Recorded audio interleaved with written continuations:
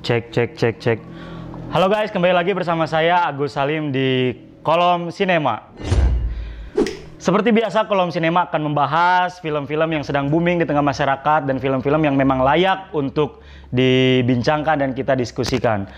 Wah, ini nampaknya minggu ini sedang hype-hypenya film yang ditunggu-tunggu oleh fans DC dan juga oleh para pecinta komik DC tentunya. Film apalagi kalau bukan film Black Adam.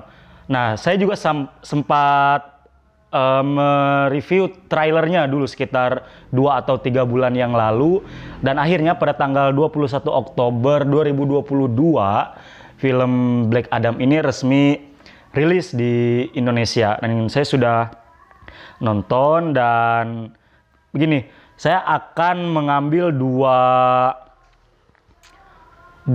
sudut pandang untuk membahas film Black Adam ini. Dan untuk menghormati kawan-kawan yang belum nonton, maka saya usahakan semaksimal mungkin agar saya tidak spoiler untuk membahas film ini. Saya akan membahas selewat saja sinopsisnya. Kemudian saya akan membahas hal-hal yang berada di luar dari film ini.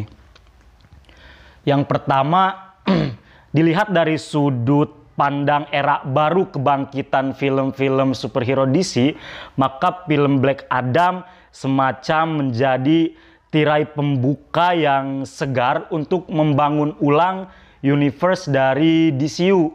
Karena setelah sama-sama kita tahu, banyak film-film DCU yang notabene mendapat banyak kritik film yang keras, baik itu cara pengadaptasiannya dari dari komik ke film, kemudian bagaimana pemeran-pemeran yang memainkan karakter-karakter di dalam film, dan mendapat banyak kritikan pedas dari para penggemar film.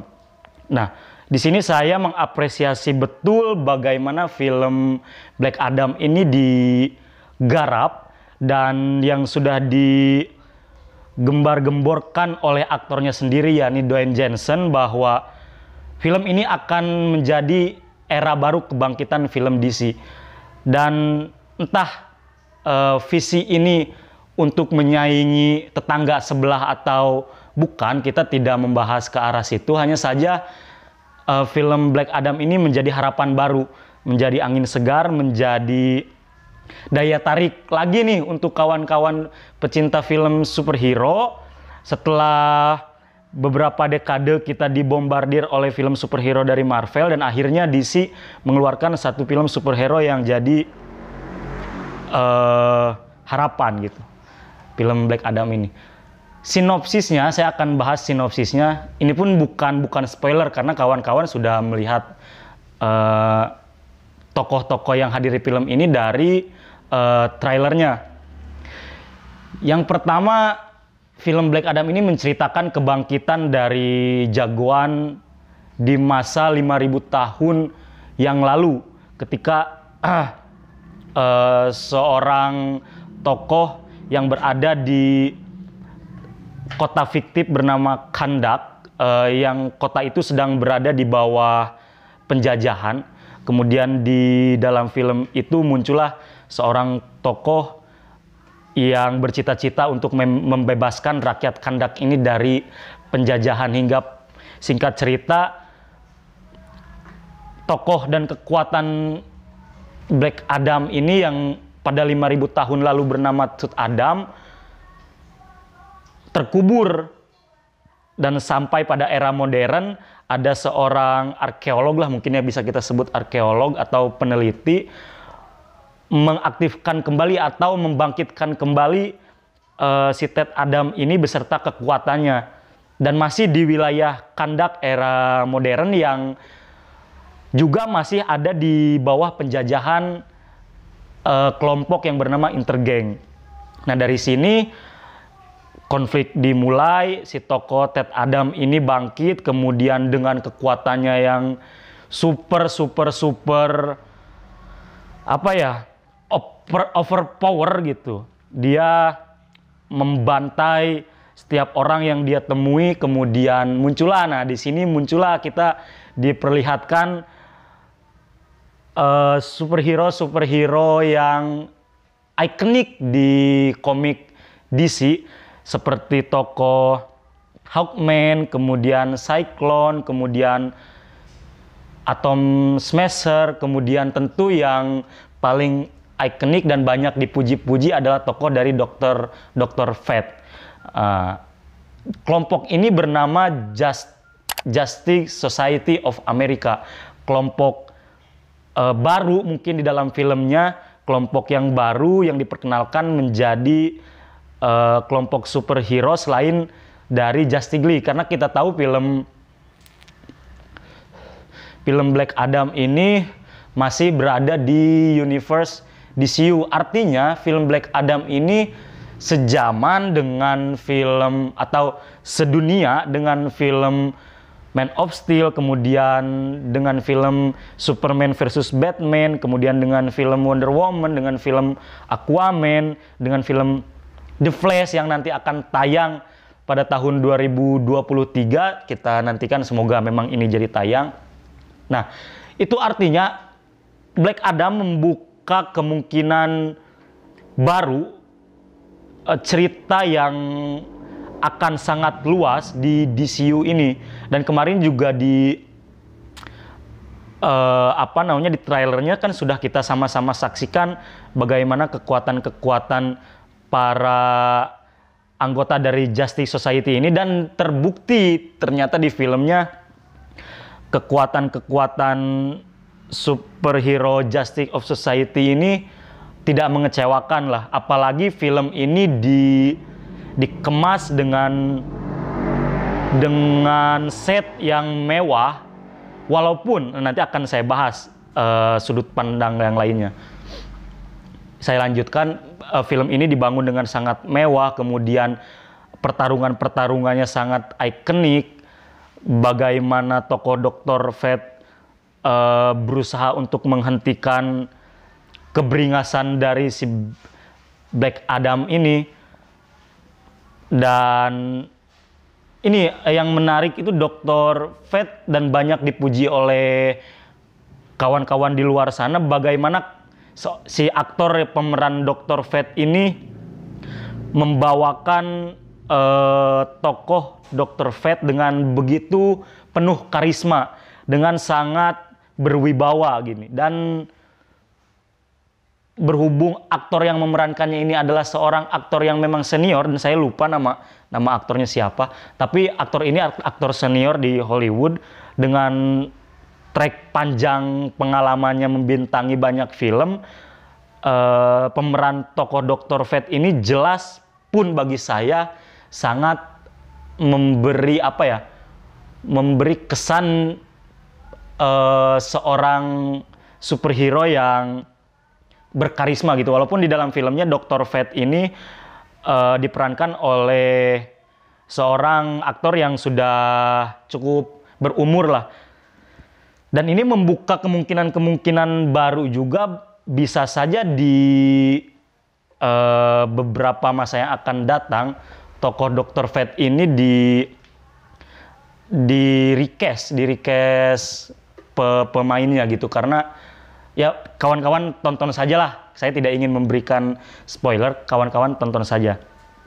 Nah, itu tadi sisi bagaimana Black Adam akan menjadi tirai baru bagi semesta DCU. Nah, itu positifnya. Sementara untuk sudut pandang lainnya, saya tidak ingin menyebutkan kekurangan gitu, karena hampir semua film pasti memiliki kelebihan dan kekurangan. Saya ingin menyebutkan sudut pandang lainnya dari film Black Adam ini adalah nampaknya DC sudah mulai kehilangan idealisnya. Seperti yang kita tahu dari mulai film Man of Steel yang tayang 2013, kemudian Superman versus Batman, Wonder Woman, Aquaman dan sebagainya, itu memiliki konflik yang terkesan berat dan dibangun oleh gaya penceritaan yang gelap gitu kawan-kawan. Sementara di film Black Adam ini cerita walaupun mengangkat tokoh dari 5.000 tahun yang lalu dan bangkit kembali, tapi cerita dalam film ini dikemas begitu simpel, begitu sederhana. Saya yakin semua penonton dari kalangan usia berapapun akan mampu menangkap isi dari film ini dengan mudah gitu. Tidak perlu mengernyitkan dahi seperti kita melihat film-film DC yang lain gitu. Saya jadi bertanya-tanya, apakah DC mulai mengikuti tren pasar dan menyampingkan sisi idealisnya untuk membuat cerita superhero yang gelap dan berat, tapi pindah ke cerita superhero yang lebih mudah diterima oleh halayak luas dan lebih mengedepankan sisi-sisi actionnya gitu. Walaupun di film-film terdahulu dari DC juga tidak kehilangan sisi-sisi actionnya, tapi di film Black Adam ini saya rasa sisi-sisi action itu jauh lebih meningkat gitu. Nah, kawan-kawan harus tonton saja sendiri. Sampai-sampai sisi action di film DC ini diusahakan untuk masuk rating PG-13 gitu. Ini artinya si penonton film Black Adam ini bisa dimulai dari umur 13 tahun ke atas gitu. Nah, ini kan apa ya? Semacam hal yang barulah untuk film-film DC gitu. Dan nampaknya kru di DC harus sangat berterima kasih kepada sosok The Rock Downey Johnson gitu. Karena apa? Karena selain dia mampu memerankan tokoh Black Adam dengan sangat baik, dia juga membuat set cerita secara hampir keseluruhan bagaimana tokoh Black Adam ini memulai kehadirannya di DC Universe, kemudian bagaimana konflik di dalam film Black Adam ini yang nyaris 70% itu disusun langsung oleh The Rock sendiri, kemudian bagaimana film ini akan diakhiri pun itu sesuai dari keinginan si The Rock. Karena pada awalnya dari rencana DC sendiri, Black Adam hanya akan ditampilkan di film dari Shazam. Namun ini tidak dikehendaki oleh The Rock-nya sendiri, dan dia menginginkan film Black Adam ini memiliki film solonya sendiri, memiliki film berdurasi panjangnya sendiri, dan tidak hadir di film-film DC sebelumnya gitu. Dia ingin punya penceritaan sendiri, latar belakang sendiri bagaimana si tokoh Black Adam ini bisa eksis di DC Universe. Kemudian dari sisi marketingnya juga ini The Rock turut sangat membantu bagaimana dia menyusun program marketing dari film Black Adam ini. Intinya dia ikut terlibat dalam seluruh aspek film Black Adam ini sampai ke penayangannya. Nah, itu yang benar-benar harus saya saluti dan saya kagumi dari sosok The Rock, bagaimana dia tidak hanya sekedar ingin memerankan tokoh Black Adam yang sudah diimpikannya sejak 10 tahun yang lalu. Jadi tidak heran kalau dia totalitas untuk ikut terjun secara langsung menggarap seluruh aspek di film Black Adam ini. Nah, itu mungkin sudut pandang yang lainnya, kawan-kawan.